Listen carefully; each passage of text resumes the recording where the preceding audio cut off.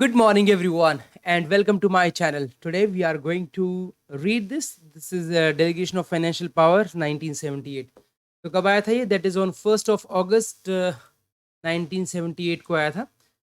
इसमें पावर्स जो है दी गई है कहीं ना कहीं as the name suggest delegation of financial powers, मतलब फाइनेंशियल पावर्स को डेलीगेट किया है. ठीक है, तो यहाँ पर जो है किसके पास पावर है इसको रिलैक्स करने की? प्रेसिडेंट के पावर्स है. कौन सी? कोई भी जितनी भी पावर्स है सारी की सारी जो भी प्रोविजंस है वो सब कुछ कितनी पावर्स डेलीगेट कर सकते हैं, कितनी पावर्स को रिड्यूस कर सकते हैं, कितनी पावर्स को कोई भी इम्पोजन कंडीशंस इम्पोज कर सकते हैं,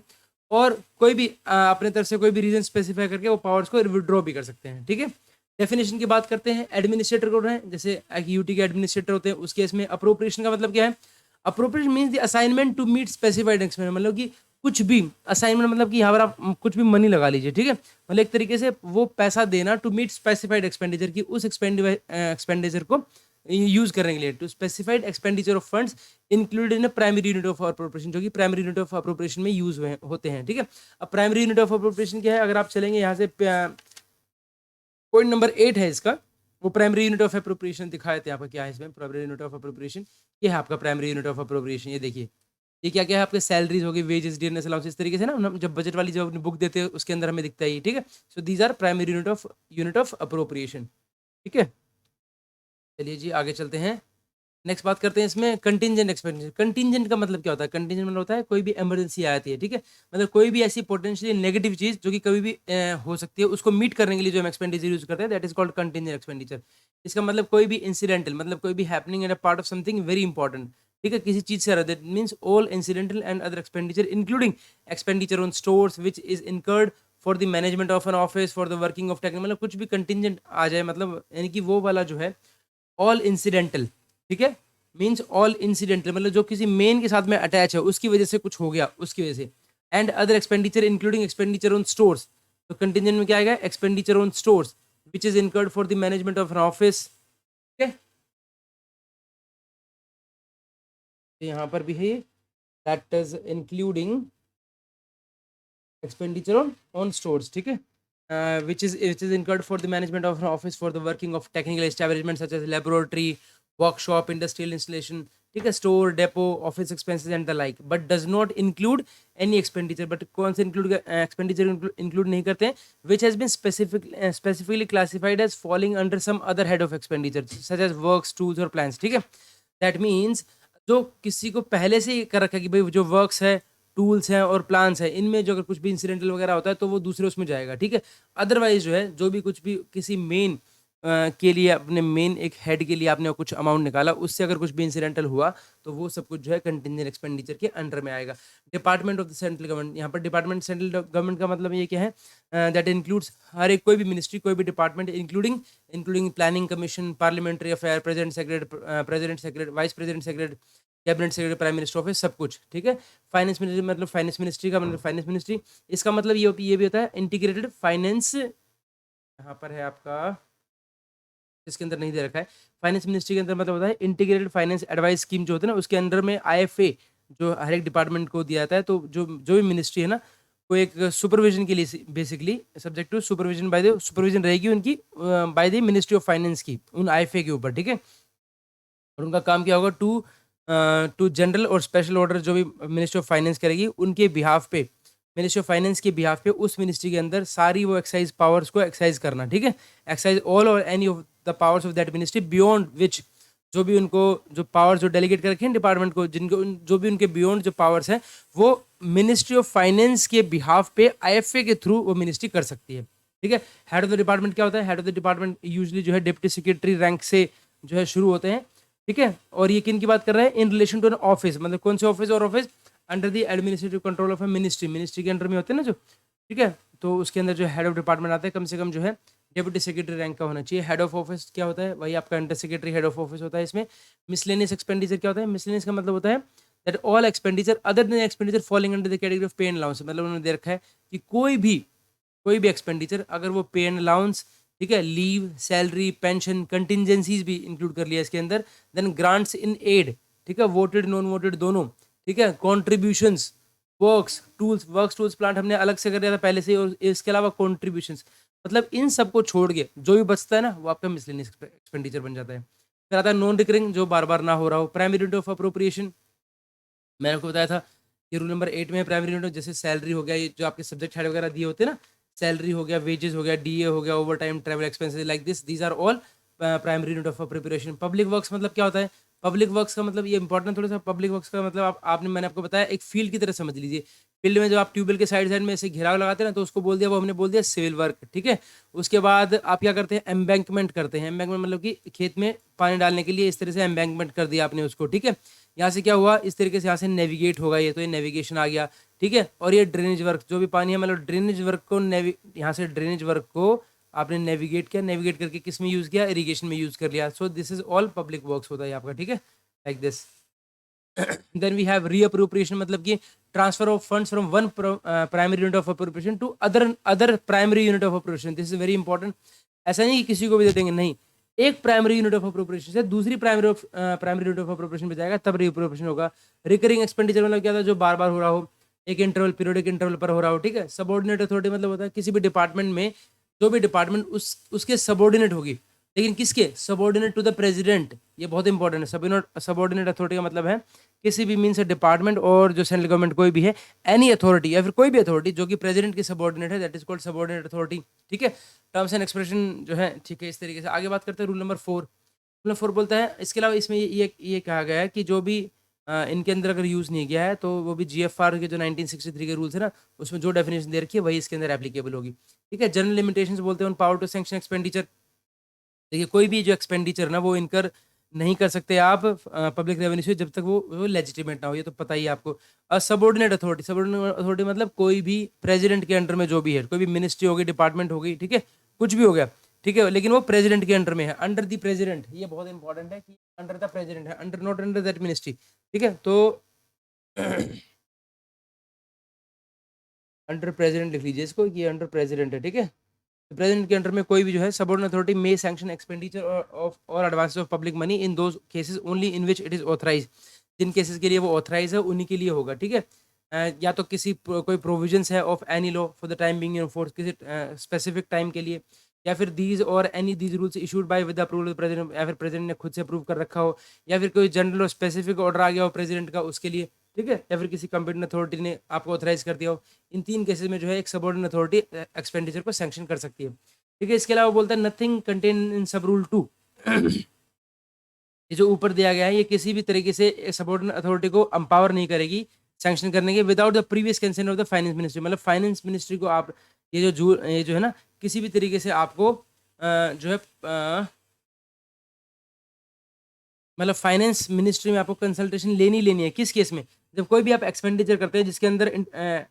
कभी भी आप न्यू प्रिंसिपल या न्यू प्रैक्टिस कोई भी इंट्रोड्यूस करते हैं उसके अंदर, ठीक है, likely to lead into increase expenditure, जिसको आपको लगता है कि आगे जाके इसका जो इसकी वजह से फ्यूचर में खर्चा बढ़ जाएगा। Unless the said expenditure has been subjected to scrutiny, जब तक उसकी स्क्रूटनी ना हुई हो, और या फिर उसने फाइनेंस मिनिस्ट्री ने उसको अप्रूव ना किया हो, and before it's inclusion in the budget, और या फिर वो बजट के अंदर जब तक ना आ गई हो ना with the approval of finance ministry, जब तक, मतलब कहने का मतलब ये है कि आपका मान लीजिए एक कोई हेड पे काम चल रहा है, आपने कुछ सोच रहे हैं कि कुछ हमें कुछ ऐसा काम करवाना जो कि किसी हेड के अंदर फॉल नहीं कर रहा है, तो आप विदाउट फाइनेंस मिनिस्ट्री से अप्रूवल लिए आप उसको किसी भी हेड में ऐसे ही अप्रोप्रिएट करके सैंक्शन नहीं कर सकते, ठीक है। बेशक ऊपर आपको पावर दे रखी है, लेकिन अगर हेड नहीं है तो आपको मिनिस्ट्री ऑफ से फाइनेंस से आपको कंसल्ट करना ही करना पड़ेगा, ठीक है। और स्पेशली किसमें? जब भी कोई भी introduction of a new principle होगा, न्यू प्रैक्टिस होगी, जिसकी वजह से आपको लगता है कि हाँ, इसका जो है खर्चा आएगा और वो आगे भी जो है कंटिन्यूसली में बजट चाहिए होगा इस चीज़ के रिगार्डिंग, तो उसका आपको बजट हेड क्रिएट करवाना जरूरी है with the approval of finance ministry. Specially जो है कोई भी सबऑर्डिनेट अथॉरिटी है जो पावर्स को एक्सरसाइज करेंगे subject to any general special order, या कोई भी जो डायरेक्शंस कोई भी आती है, या फिर कोई स्टिपुलेशंस आती है जो भी अथॉरिटी डेलीगेट कर रही है आपको, ठीक है, उन सबको जैसे जैसे वो टाइम बाय टाइम आपको बताते रहेंगे, वैसे वैसे आपको ये काम करना है। रेजिडरी फाइनेंशियल पावर मतलब है जितनी भी जो बच गई, ठीक है, जो किसी को भी डेजिग्नेट नहीं कर रखी है, वो आपके फाइनेंस मिनिस्ट्री के पास होंगी वो पावर्स। इफेक्ट ऑफ सैंक्शन क्या है? मतलब सैंक्शन का इफेक्ट क्या होगा? देखिए, कोई भी एक्सपेंडिचर वो जब भी इनकर्ड होगा, unless funds are made available, जब तक आपके पास फंड्स नहीं होंगे ना, किसी हेड के अंदर आपको खर्चा करना है, जब तक आपके पास वो फंड्स नहीं होंगे, जब तक आप वो खर्चा नहीं कर सकते हैं टू मीट द एक्सपेंडिचर और लायबिलिटी बाय वैलिड अप्रोप्रिएशन, या फिर आपको वैलिड अप्रोप्रिएशन होना चाहिए आपके पास, उसमें अमाउंट में फंड होना चाहिए, नहीं है तो रीअप्रोप्रिएट कराइए, मतलब वही प्राइमरी यूनिट से प्राइमरी यूनिट में आप ट्रांसफर करवा सकते हैं, ठीक है। सेकंड बोलता है अ सैंक्शन टू रिकरिंग एक्सपेंडिचर, कोई भी एक सैंक्शन जब आप रिकरिंग मतलब बार बार होने वाला एक्सपेंडिचर जो है that becomes operative when funds to meet the expenditure or liability of the first year are made available by valid appropriation or reappropriation। यही है कि जब भी अगर मान लीजिए कोई भी नई स्कीम आती है जैसे, ठीक है, तो कोई भी सैंक्शन जो है रिकरिंग एक्सपेंडिचर मतलब जो बार बार हो रहा है, ठीक है, और वो ऑपरेट और लाइबिलिटी बिकम्स ऑपरेटिव, आपको लगता है कि यार अब तो ये ऑपरेट हो गया, मतलब हर साल ये चलेगा, ठीक है। तो उसके बाद when funds to meet the expenditure और liability of the first year are made available, जब आपको फर्स्ट ईयर में जब आपको वो दिए जाते हैं फंड्स उसके लिए, ठीक है, बाय वैलिड अप्रोप्रिएशन या फिर अप्रोप्रिएशन से या फिर रीअप्रोप्रिएशन से या फिर एडवांस दे दिया आपको कंटिजेंसी फंड से, ठीक है, एज द केस में भी, तो it remains effective for such subsequent year, वो जो है इफेक्टिव रहेंगे उन सब सब्सिक्वेंट ईयर के लिए, सब्जेक्ट टू अप्रोप्रिएशन, जब तक आपको उस फंड उस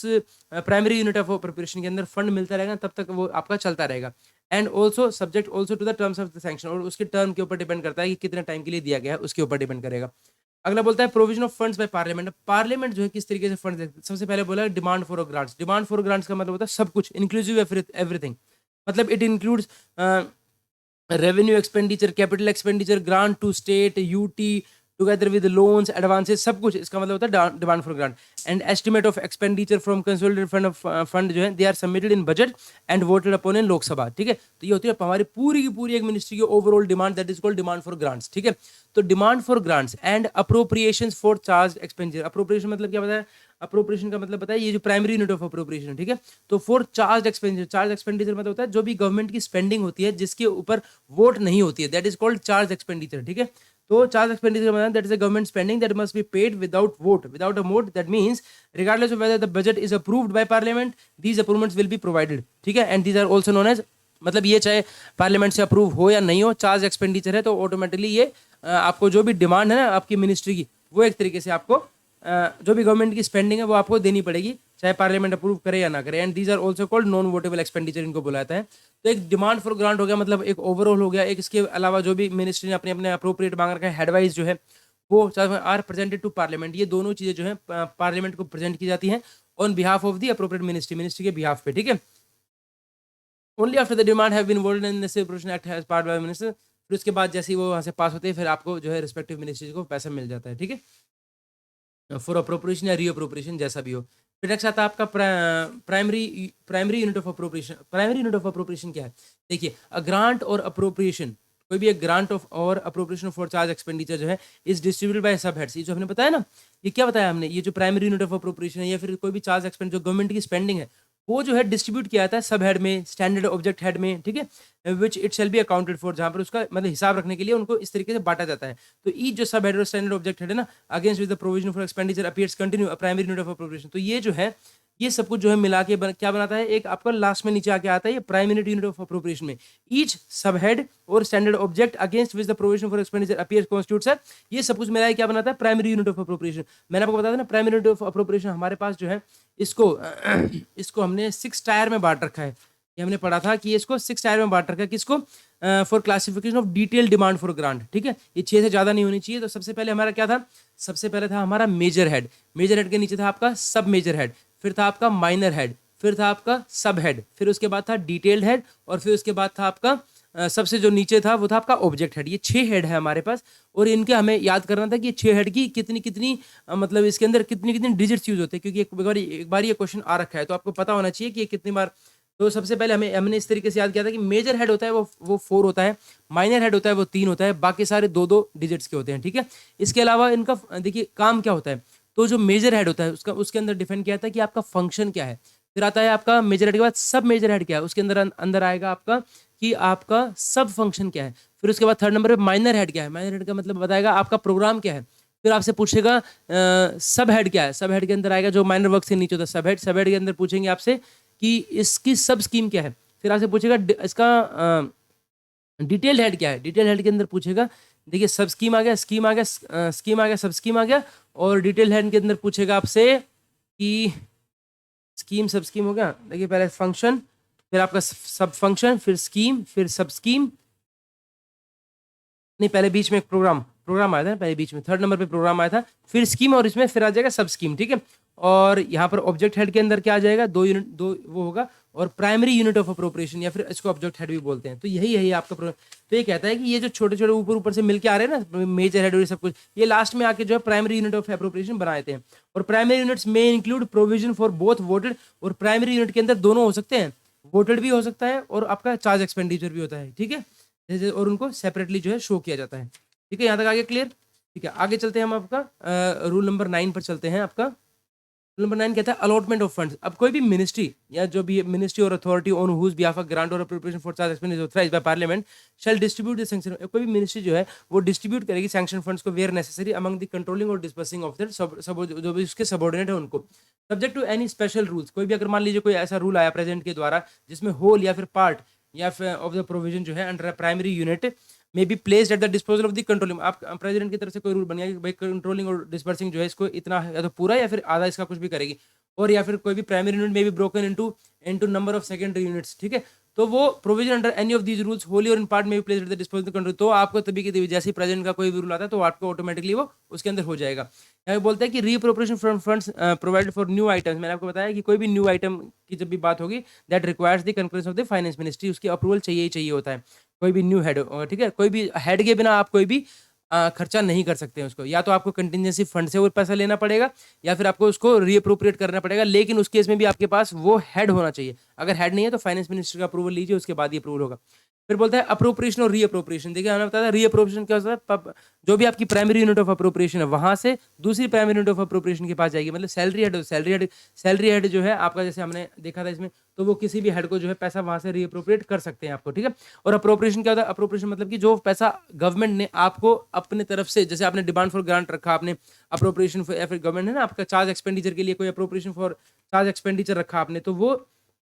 वो क्या है, वो जब गवर्नमेंट की तरफ से अप्रूव होता है तो वो आपको अप्रोप्रिएट कर दिया जाता है। तो वहाँ पे बोलते हैं fund shall not be appropriate और reappropriate to made expenditure which has not been sanctioned by an authority competent to sanction. जब तक कोई भी सैंक्शन जो है आप उसको अप्रोप्रिएट नहीं कर सकते, जब भी आप उसको रीअप्रोप्रिएट नहीं कर सकते किसी भी एक्सपेंडिचर को मीट करें, unless that has been sanctioned by an authority competent to sanction. जब तक वो अथॉरिटी उसको कंपेरेंट नहीं है ना करने के लिए। अगर मान लीजिए आपकी भी जैसे आपके पास आ गया फंड, ठीक है, आपकी मिनिस्ट्री के पास आ गया, अब जो है आप हेड ऑफ द डिपार्टमेंट है, आपको अलग से कुछ पैसा चाहिए, तो आपको भी दोबारा से बजट डिवीजन से उसको अप्रूवल लेना पड़ेगा, तभी वो आपको पैसा मिलेगा। इसके अलावा funds provided by for charge expenditure, जो भी फंड्स हैं जो कि आपको प्रोवाइड किए जाते हैं फॉर द चार्ज एक्सपेंडिचर जो गवर्नमेंट स्पेंडिंग के हैं, shall not be appropriate to meet votable expenditure, ठीक है। मतलब वो जो है जो भी फंड्स आपको provide for charge expenditure,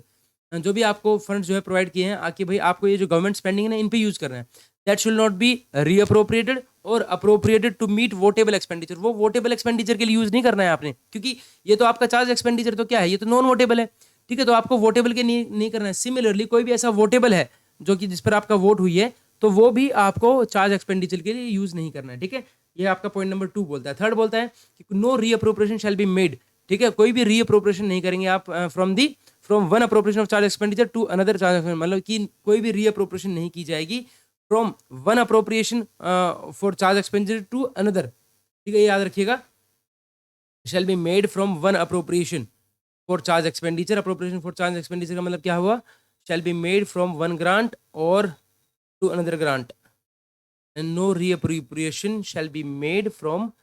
one appropriation for charge expenditure to another appropriation for charge expenditure. अच्छा, आपस में भी मतलब ऊपर से अलग अलग भी नहीं होंगे, चार्ज से वोटेबल नहीं जाएगा, वोटेबल से चार्ज भी नहीं जाएगा, और कोई भी अच्छा उसमें तो फंड्स प्रोवाइड नहीं किए जाएंगे, और इसमें कह रहा है कोई भी रीअप्रोप्रिएशन नहीं होगी, shall be made, no reappropriation shall be made from one appropriation of for charge expenditure to another. इसका मतलब पता है क्या है, इसका मतलब ये है कि जैसे मान लीजिए आपके पास बड़ा डिपार्टमेंट है, आपके पास जो है कोई भी चार्ज एक्सपेंडिचर के अगेंस्ट में आया, तो आप दूसरे अप्रोप्रिएशन ऑफ चार्ज एक्सपेंडिचर दूसरी में अपने जो दूसरा डिपार्टमेंट उसको नहीं दे सकते आप, समझ रहे हैं। आपको बड़ी ग्रांट हुई, आपके पास 3 डिपार्टमेंट है, आपने उसको क्या किया, आपके पास एक पूरा आपने डिमांड इकट्ठा कर लिया, उसके बाद आप जो है अब यहाँ पर भी सैलरी हेड है, दूसरे डिपार्टमेंट का भी सैलरी हेड, तीसरे हेड का भी डिपार्टमेंट का सैलरी हेड है, उनके दूसरे डिपार्टमेंट वाले को सैलरी हेड में जरूरत पड़ गई, तो फर्स्ट वाले डिपार्टमेंट के सैलरी हेड से निकाल के वहाँ पे पैसा नहीं करेंगे। ये कहना चाह रहा है कि इनमें से जो है reappropriation shall be made from appropriation for charge expenditure to another appropriation of charge expenditure, ठीक है। Fund shall not be appropriate, funds जो है कोई भी अप्रोप्रिएट या रीअप्रोप्रिएट नहीं किए जाएंगे to meet the expenditure on news service, ठीक है। मैंने आपको बताया था not contemplate in the budget, अगर वो बजट के अंदर कंटेम्पलेट नहीं हो रखा है या फिर पार्लियामेंट के द्वारा जो है अप्रूव नहीं हुआ है तो वो नहीं करेंगे, और वो भी उसके लिए आपको क्या चाहिए, फाइनेंस मिनिस्टर का अप्रूवल चाहिए, या फिर कंटिजेंट एक्सपेंडिचर से कर सकते हैं। एक्सपेंडिचर ऑन वर्क्स, वर्क्स का मैंने आपको बताया, वर्क्स का मतलब क्या बताया आपने, वर्क्स का मतलब था आपका, हमने क्या बनाया, एक ट्यूबवेल का बनाया, दैट मीन सिविल वो वाला हो गया, डिस्चार्ज वाटर हो गया, वहाँ से फिर डिस्चार्ज तो एम्बैंकमेंट हो गया, फिर वहाँ से नेविगेशन हो गया, फिर वहाँ पे इरिगेशन हो गया, ये पूरा वर्क्स के अंदर आता है। तो बोलता है expenditure on work shall be subject to the following condition, जो वर्क्स पर जो भी कोई भी काम होगा वो किन कंडीशंस के होगा, उसके क्या कंडीशन है कि fund shall not be appropriated reappropriate to any work which has not received administrative approval, जिसमें भी एडमिनिस्ट्रेटिव अप्रूवल या टेक्निकल सैंक्शन नहीं दिया गया है, वो फंड्स में आप कभी भी अप्रोप्रिएट या रीअप्रोप्रिएट नहीं कर सकते। ठीक है, fund shall not be appropriate और रीअप्रोप्रिएट टू एनी वर्क, जिसके लिए स्पेसिफाई है सिर्फ वही होगा जब तक आपको वो एडमिनिस्ट्रेटिव अप्रूवल या फिर टेक्निकल सैंक्शन जो है as prescribe by central government time वो नहीं हुआ है। तो दूसरा बोलता है कोई भी अमाउंट जो है appropriate to any work shall not without the previous consent of the finance ministry exceed the amount, वो तो एक्सीड तो आप करेगा ही नहीं, जो भी आपको दे रखा है अप्रूव्ड और sanction for that by some greater than excess which may be authorised under these rules. ठीक है, तो क्या है that such a consent may not be necessary if savings are available, अगर आपके पास सेविंग्स अवेलेबल है तो आप कर सकते हैं। यहाँ पे बी पॉइंट थोड़ा ध्यान से पढ़िएगा, बी पॉइंट फिफ्थ का जो बी पॉइंट है क्या कहता है, फिफ्थ का बी पॉइंट कि कोई भी जो अमाउंट है, अगर मान लीजिए किसी वर्क के लिए आपने अप्रोप्रिएट कर दिया पहले, ठीक है, वो क्या है, वो एक्सीड नहीं करना चाहिए जो भी आपको अमाउंट अप्रूव किया गया सैंक्शन करके उससे, पहली बात ये समझ में आ गई। ठीक है, कितना, बाय अ सम ग्रेटर देन दी एक्सेस विच में भी ऑथराइज, जितनी आपको ऑथराइज कर रखी ना, वो लिमिट क्या है यहाँ पे ऑथराइज है वो 15% की। ठीक है, यहाँ की यही लिमिट बताता हूँ 15% की है, या फिर एक्सेप्ट विद दी प्रीवियस, या फिर आपको इसके अंदर क्या लेना पड़ेगा, प्रीवियस सैंक्शन लेनी पड़ेगी आपको, कंसर्न लेनी पड़ेगी फाइनेंस मिनिस्ट्री की। अब बोलता such a concern may not be necessary, हो सकता है ये कंसर्न भी फाइनेंस मिनिस्ट्री की भी कंसर्न आपको जरूरत नहीं है अगर आपके पास सेविंग्स अवेलेबल है तो। Elsewhere under appropriate works head to appropriate funds to cover excess expenditure, आपको लिमिट दे रखा है 15% की। ठीक है, नेक्स्ट बोलता है सी पार्ट, सी में बोलता है सेव मींस आपको unless with the previous consent of the finance ministry कोई भी reappropriation shall be made from the primary unit major works to another unit, आपको नहीं अलाउड है कोई भी रीअप्रोप्रिएशन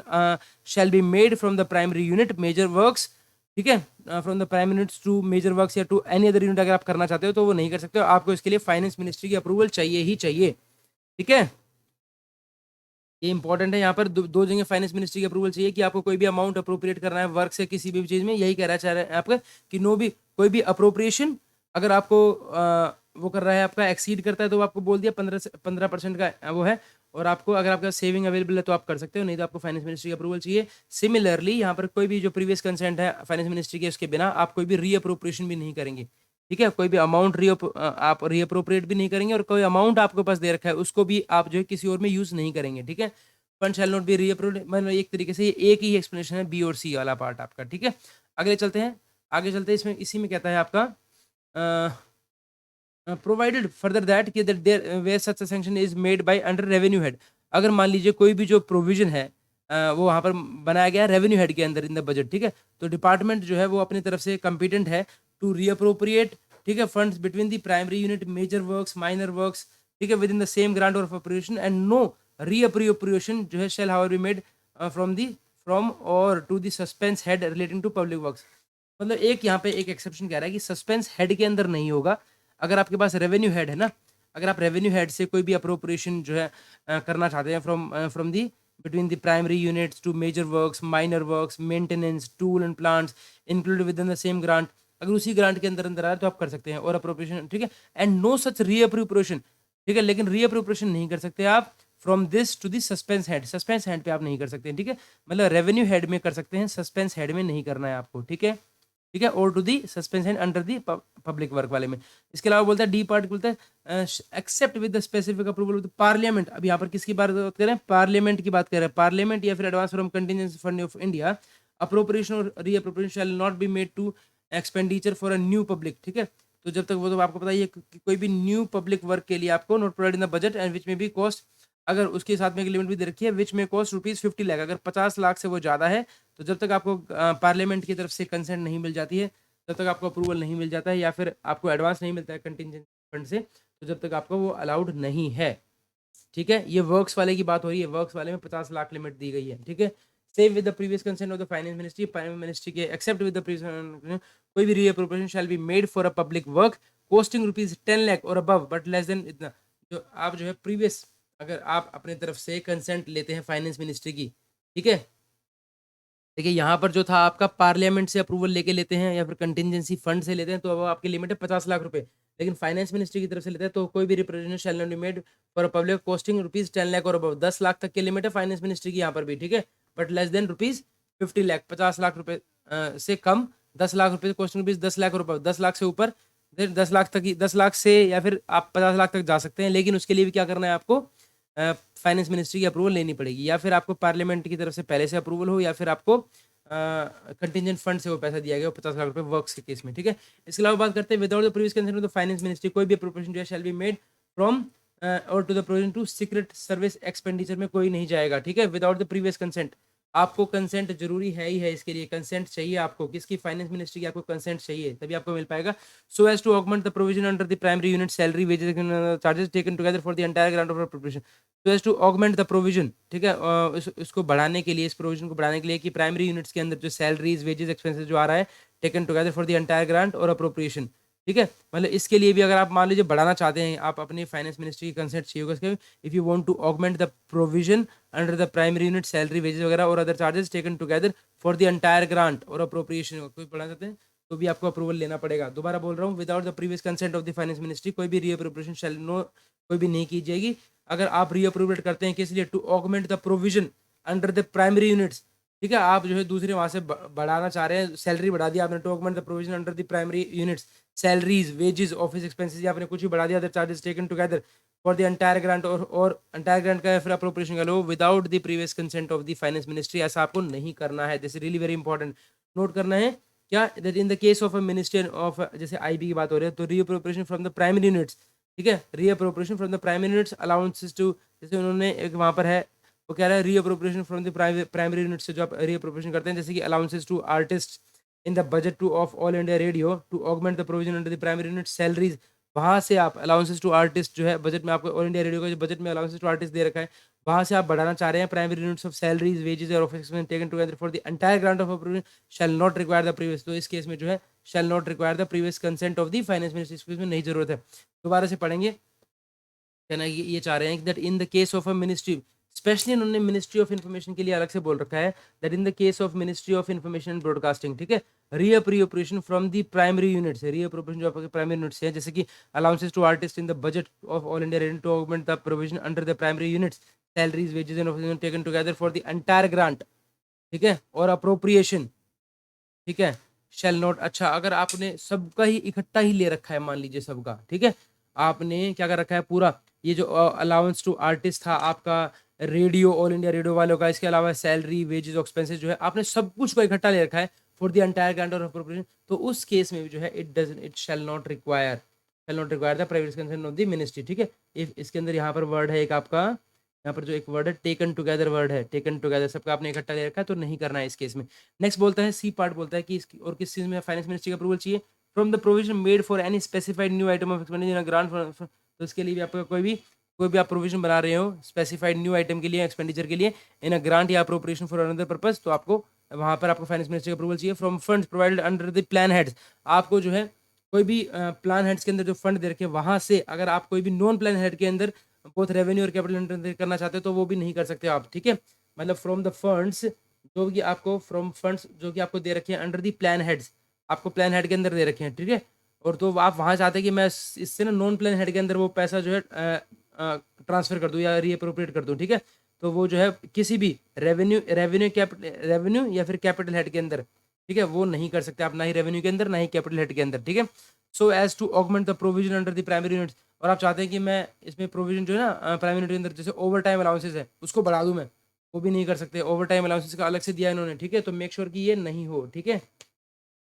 इसके अलावा बोलता है fund shall not be appropriated और रीअप्रोप्रिएटेड फ्रॉम और to the primary unit of appropriation और डेपुटेशन, अब किसी में फंड जो है वो अप्रोप्रिएट या रीअप्रोप्रिएट नहीं होंगे, इसमें फ्रॉम फ्रॉम और to the primary unit of appropriation, ठीक है, क्या केस में डेपुटेशन और travel abroad of scientist over and above the funds provided for in the budget, मतलब एक तरीके से उन्होंने पूरा एक तरीके अलग से दे दिया कि डेपुटेशन और ट्रैवल अब्रॉड ऑफ साइंटिस्ट के केस में भी जो है ये जो फंड्स आपको दे रखा वही यूज करना है, इससे ज्यादा आप उसको रीअप्रोप्रिएट नहीं करेंगे, this is really very important,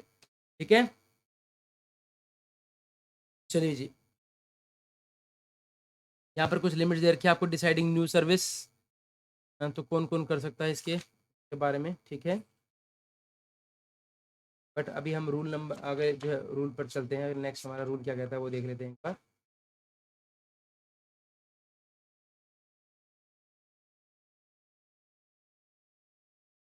चलिए रूल नंबर 11 बोलता है क्रिएशन ऑफ पोस्ट। ये जो पोस्ट अगर क्रिएट करनी है तो उसके लिए क्या क्या क्या क्या है हमारे पास, देख लेते हैं। क्रिएशन ऑफ पोस्ट बोलता है note with rule no post shall be created, मतलब कोई भी पोस्ट जो है बावजूद इसके कि जो इसके अंदर कुछ दे रखा है तो कोई भी पोस्ट जो है वो क्रिएट नहीं की जाएगी। अगर इसके अंदर आपने दे रखा है तो एक अलग बात है, अगर इन रूल के अलावा जो है जो है कोई भी पोस्ट क्रिएट नहीं करी जाएगी in the secretariat office of department of the central government unless the scale और रेट और the pay of the post created has been approved by the president. अगर उसकी, ये बहुत इंपॉर्टेंट है कि जब तक उस किसी भी पोस्ट का, ठीक है, अनलेस दी, अगर उसका आपको स्केल नहीं पता, ठीक है, रेट ऑफ पे नहीं पता कि उसकी रेट ऑफ पे क्या है, on which the post is created, ठीक है, has been approved by the president, अगर वो प्रेसिडेंट के द्वारा अप्रूव नहीं है, मतलब उसकी जो है उसका जो है स्केल और रेट ऑफ पे अगर आपको नहीं पता, और या फिर वो जो है वो जो on which the post is created अगर उसका अप्रूव नहीं है प्रेसिडेंट के द्वारा, स्केल और रेट ऑफ पे अगर प्रेसिडेंट के द्वारा अप्रूव नहीं है for a post similar character under similar character, तो वो जो है वो कोई भी पोस्ट क्रिएट नहीं की जाएगी। ठीक है,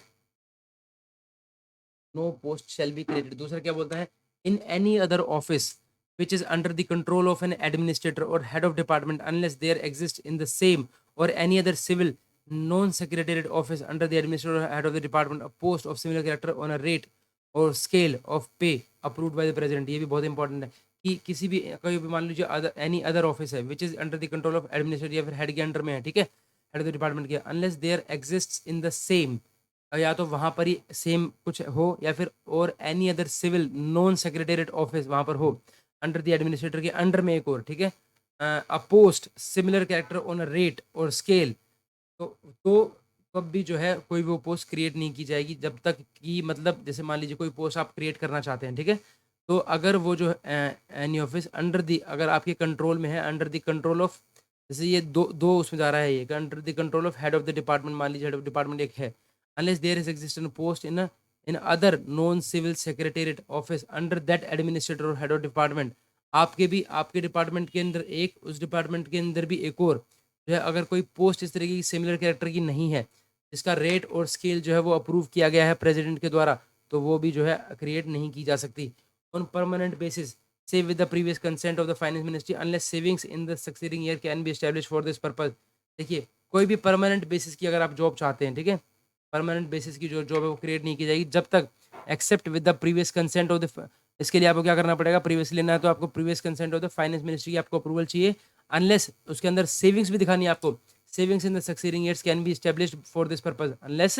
savings in the succeeding years आने वाले उसमें है आपको सेविंग्स देनी can be establish for this purpose, अगर आप सेविंग्स दिखा सकते हैं तो उस केस में यस, तो वो अलाउड होगी। Unless funds to meet the cost, यहाँ पे सेविंग्स कैसे दिखा सकते हैं आप, मान लीजिए किसी एक जगह से इस तरीके से, मान लीजिए कोई पोस्ट इस तरीके क्रिएट कर रही है, अगर आप वो बाहर से हायर कर रहे हैं, ज़्यादा पैसे की पड़ रही है, तो आपने किया कि भाई अगर हम इस तरह से एक पोस्ट क्रिएट कर दी जाए तो ये ज़्यादा यूज़फुल रहेगी, या तो वो हो गई, या फिर कोई भी ऐसी चीज़ जहाँ से जो है गवर्नमेंट का एक्सपेंडिचर ज़्यादा हो रहा है कि अगर हम इस तरीके से पोस्ट अपनी तरफ से क्रिएट कर लें तो शायद हम उसको सस्ते में कर सकते हैं, तो इस तरीके से हो गया with the approval of the president like this, ठीक है। Unless funds to meet the cost of the post if temporary can be found by valid appropriation or reappropriation from within the provision placed at the disposal of the authority concerned during a year, continuance of such post in future shall be subject to the provision of the funds being made in the sub budget। देखिए,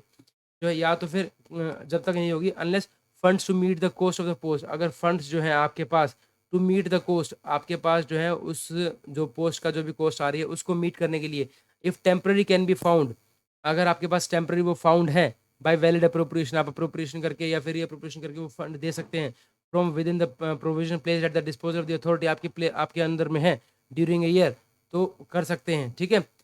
continuous तो आप कर सकते हैं उसमें, continuous of such post in subject to the provision of funds, अगर आपके पास वही पैसा फिर अगली बार भी आता है और आप इसी तरीके से यूज कर रहे हैं तो आप वो क्रिएट कर सकते हैं, अदरवाइज वो क्रिएट नहीं हो सकती unless funds to meet the cost of the post if temporary can be found, ठीक है, by valid appropriation from within the provision place at the disposal of the authority concern during a year, ठीक है, तो आप कर सकते हैं ऐसा, ठीक है, दैट इज अलाउड है आपका, क्योंकि उन्होंने स्टार्टिंग ही अनलेस से किया ना, अनलेस, ठीक है। अब ये बात करते हैं इसमें क्या, the power conferred on power जो भी कन्फर की जाती है सबऑर्डिनेट अथॉरिटी के पास to create a permanent post, कोई भी पावर जो कन्फर की गई है किसी सबऑर्डिनेट अथॉरिटी को, ठीक है, किसी भी मिनिस्ट्री को, to create a permanent post में be exercise in creating similar supernumerary post for the purpose of accommodating the lien of a government servant who, though entitled to hold a lien against regular permanent post, cannot be so accommodated because of non-availability of such a post. The supernumerary post shall be created only if another vacant permanent position is not available to provide lien for the government servant concerned, and it shall remain operative until only until he is absorbed in a regular permanent post. ठीक है,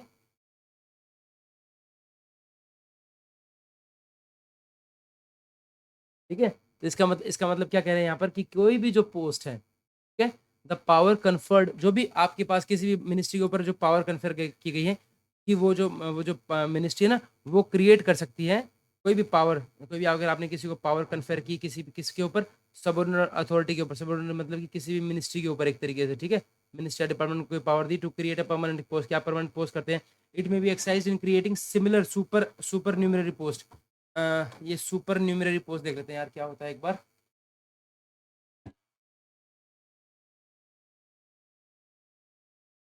super numerary मतलब present in excess of the normal of the requisite number, supernumerary post.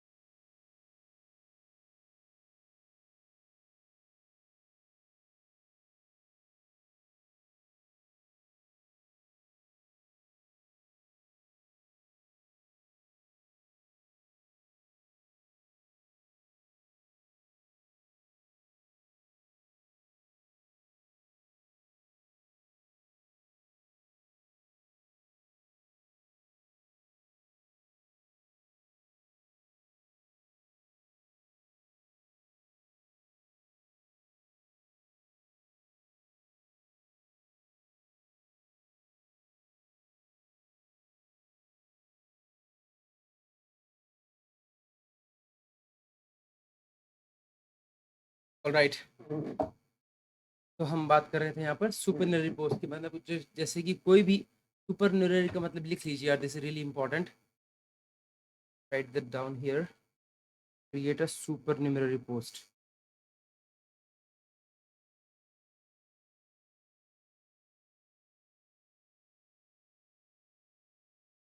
that is present in excess of the normal or the requisite number.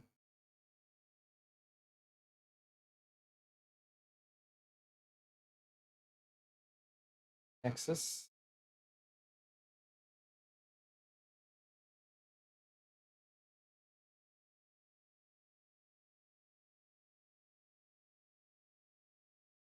मतलब जितने चाहिए उससे जो है ज़्यादा की, जब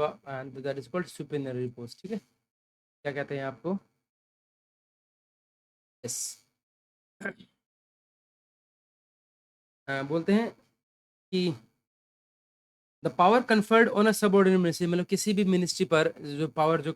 सबऑर्डिनेट अथॉरिटी को कोई भी पावर जो दी गई है to create a permanent post, ठीक है, इट में भी एक्सरसाइज करनी चाहिए वो, इन क्रिएटिंग मतलब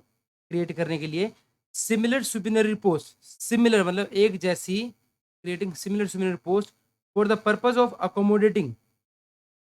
मतलब कि जो है अगर किसी मिनिस्ट्री को पावर दी जाती है कि आप परमानेंट पोस्ट क्रिएट कर सकते हैं, तो वो एक्सरसाइज करनी चाहिए उनको इन creating similar supernumerary post, मतलब जो कि जो प्रेजेंट है अभी हाल फिलहाल में excess numerary post for the purpose of accommodating the lien of a government servant. अगर कोई भी गवर्नमेंट सर्वेंट जो है लियन पर है, तो उसको लियन अकोमोडेट करने के लिए की जानी चाहिए, who do not entitled to hold lien against regular permanent post, जो कि जो है do entitle to hold to lien against regular permanent post, जो कि एंटाइटल है to hold lien against regular permanent post cannot be so accommodated because of the non availability of post. लेकिन उसको इसीलिए हम यहाँ पर नहीं नहीं उसको लियन दे पा रहे, रख पा रहे हैं, क्योंकि वहाँ पर वो पोस्ट ही अवेलेबल नहीं है। दोबारा से पढ़िएगा इसको, इंपॉर्टेंट है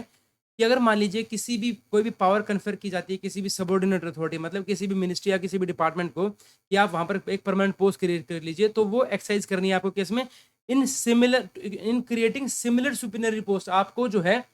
वहां पर वो सुपीरियर पोस्ट क्रिएट करनी है, मतलब वो पोस्ट क्रिएट करनी है जो कि एक्सेस में है आपके पास, वो सुपीरियर पोस्ट करनी है for the purpose of accommodating the lien of a government servant, की कोई भी जो गवर्नमेंट सर्वेंट अगर वहां पर उस पोस्ट के लिए, उस मतलब आपके डिपार्टमेंट में कोई लियन होल्ड कर रहा है, ठीक है, कोई लियन होल्ड कर रहा है दूसरे डिपार्टमेंट में वर्किंग, लेकिन आपके डिपार्टमेंट पे लियन होल्ड कर रहा है, ठीक है, तो entitle to hold a lien against regular permanent post cannot be so accommodated because of the non availability of such post. लेकिन जो है एंटाइटल है वो hold a lien against regular permanent post के लिए, बट उसको इसलिए हम अकोमोडेट नहीं कर पा रहे हैं क्योंकि वहां पर उसकी पोस्ट ही नहीं है। तो ऐसी पोस्ट को आप वहां पर कर सकते हैं। The supernumerary post shall be created only if another vacant permanent position is not available to provide lien, तो तभी करनी चाहिए। Shall be created only if another another permanent post जो है कोई भी अवेलेबल नहीं है आपके पास कि जिस पर आप जो है लियन दे सकें for the government servant concern, and it shall remain operative और until he is observed in a government post, और वो तब तक ऑपरेटिव होगी जब तक जो है वो अब्जॉर्ब ना कर लिया जाए किसी परमानेंट पोस्ट के लिए।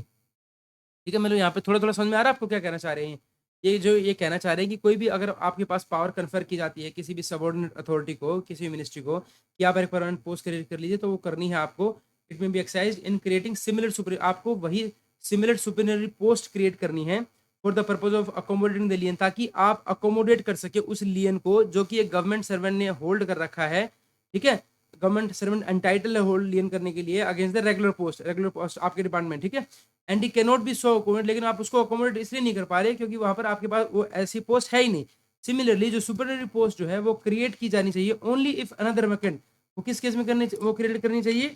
द सुपर पोस्ट जो है यहाँ पर ये इंपॉर्टेंट है कि जो सुपरनरी पोस्ट है इट शैल बी क्रिएटेड, तो क्रिएट करनी चाहिए ओनली इफ,